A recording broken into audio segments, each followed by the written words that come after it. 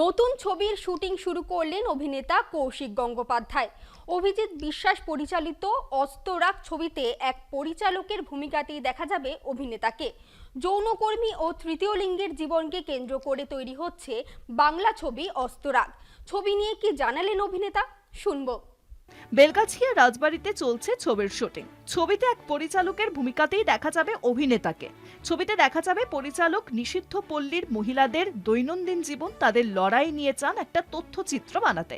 আর সেই ছবির শুটিং করতে গিয়েই জীবন এক অন্য মোড় নেয়। ছেলেবেলার ভালোবাসাকে খুঁজে পান নিষিদ্ধ পল্লীতে।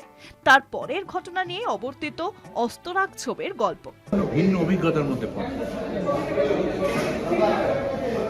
বেশ পরিশ্রম করে শুটিং। এখানে ওর নিজস্ব ভাবনা রয়েছে, ও আমি জানি না।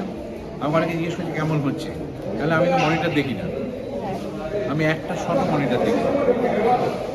কাজে পরিচালক বলতে পারবেন যে কতটা ভালো কী হচ্ছে না হচ্ছে। আমি মন দিয়ে আমার কাজটা করছি।